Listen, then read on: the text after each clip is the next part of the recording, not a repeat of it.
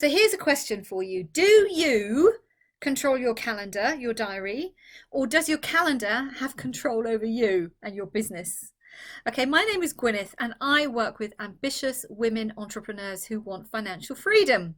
And routine is something, consistency is something that will always help you to grow, to scale, to build your business. I've just been reminded of this today because I am listening. Okay, I've moved into the 21st century. My very first Audible book, I'm listening to a book called The Compound Effect by a chap called Darren Hardy, and he talks about consistency and he gives some great examples of how, consistent work, you don't necessarily see the results immediately, but after several months and maybe over a year, you will see the results of your consistency. Now, what does this have to do with calendars?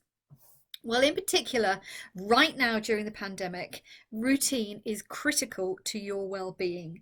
Having systems, having processes in place to bring that routine into your day. Your body clock needs routine for your well-being. We need routine. Even if you're the type of person who says, I love loads of variety, you're still going to potentially get up at the same time every day. You're going to get hungry at the same time every day, maybe enjoy a cup of tea and a biscuit at the same time every day or a similar time. We need routine. It helps us feel good about being ourselves. And when it comes to your calendar, and I've been as guilty as the next person about this, believe me, something that I was reminded of was many years ago, just after I'd qualified as a coach back in 2013 when I started out in business. One of the things that used to drive me absolutely crazy, but honestly, it drove me crackers and I didn't know what to do about it, was having these free calls, discovery calls, people finding out more about coaching, finding out about the programs and the packages that I offered. And I was forever emailing backwards and forwards. When should we speak? How should we speak? Telephone back in the day, Skype, all these types of things. And it was a lot of work and it made me very stressed because it was like, there must be a more simple way to do this. And I'll never forget, it was one of my coach. I was having a coaching session with my coach at the time. And I said, I've got to get this sorted. This is absolutely crazy. I'm spending so much time going backwards and forwards trying to arrange these stupid calls with these people. There must be an easier way of doing it. And I will never forget that coaching session because it was like this big, huge light bulb went off, and it's like, oh no, that is just so easy. Why couldn't I have thought of that on my own? And that was to allocate just a portion of my week to those calls. And this had two benefits. The first benefit was that it meant that I didn't have to stress out anymore about finding times for people. I could just say, I'm available on a Wednesday between 9 and 12. These are the times that are still available if you'd like one of those times. Now, that's the first thing, okay? So the stress has just gone. But the second thing, and this was also an important learning point, was that it very quickly sorted out the types of people who were going to be committed, who actually wanted to work with me or not. Because you can always tell in advance if a client is asking for exceptions, if they're asking for changes to the schedule and all the rest of it, then you can bet your bottom dollar that they're going to continue asking for exceptions. Now, so if somebody said, I can't do Wednesday, can you do Thursday? Or they wanted to change or cancel or whatever, I said no. These are the times I have next Wednesday. So it was a double-edged thing. Like, first of all, the stress, but second of all, it kind of encouraged those who didn't want to, who weren't serious or weren't committed or weren't prepared to invest in themselves. Then we never had a conversation because they didn't want to speak to me on a Wednesday. Now, these days, I've taken that many steps further, and I challenge you now to look at your calendar and take a look. And like I said, I was reminded about this by listening to The Compound Effect. I'm only on chapter 2, by the way, by Darren Hardy. Really, really good book. And thank you to, I think it was Launa, thank you for the recommendation if you're watching, Launa. But the other thing is that you can actually then apply exactly the same thing to all your other activities, to your marketing, to your, having those conversations, having your sales conversations, doing your videos, doing several videos at the same time. Clearly, if you're doing a live on YouTube or in your Facebook group or somewhere, you can't batch those videos. But writing your emails, writing your blogs, doing your planning, doing your strategy, reviewing your 30-day plan. Does something need to be changed? All of these activities you should be putting into your calendar so they just don't get pushed by the side. Now, go and look at your calendar, and I bet you that there's a load of stuff that you're going to think, oh no, why on earth did I say yes to that? Because that's the other thing, that we tend to, say yes a lot of the time to things that don't belong in our new lives as businesswomen, don't belong in our lives as entrepreneurs. It's something I learned the hard way. I used to do a huge amount of work with youth, and don't get me wrong, I absolutely loved it. Okay, I really did.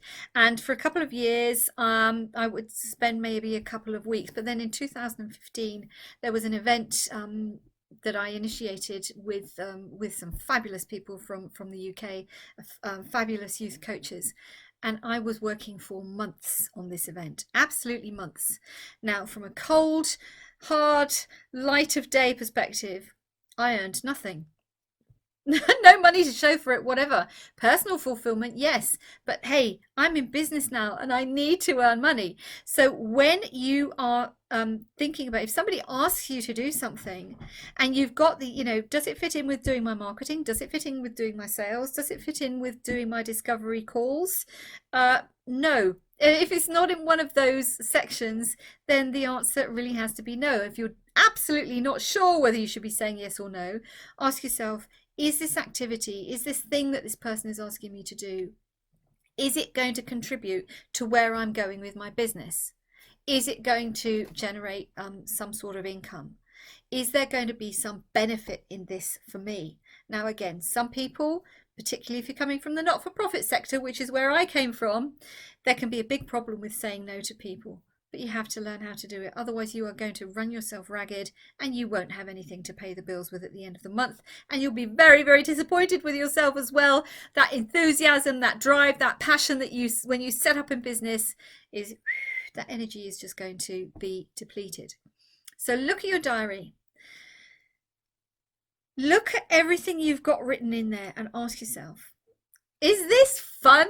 Is this contributing to my business? Does this make me feel good? And if the answer is no, delete it.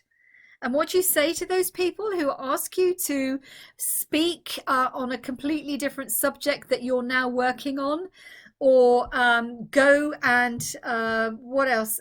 Start a charity football match for the local football team. I don't know.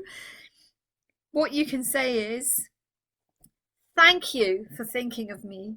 Thank you for the opportunity. I'm unable to do that, or I'm unable to commit, or my calendar is otherwise, I have other commitments. You don't have to justify yourself. You definitely don't have to say sorry. You don't have to give them reasons. Don't give them any of all that stuff.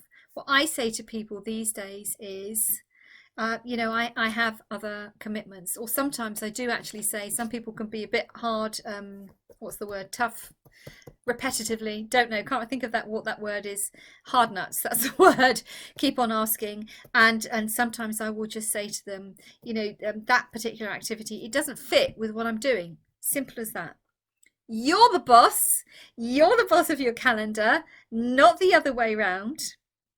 If you'd like to see a fuller version of this video, when I go into a lot more detail about how you can be managing your time, your days, your start times, your finish times, getting time in to ensure that you're also doing the things that you love, because in my experience, most women entrepreneurs decide to go into business because they want more time for their family, for their friends, to do the gardening, to take the dogs for a walk, to do baking, and all those exciting things.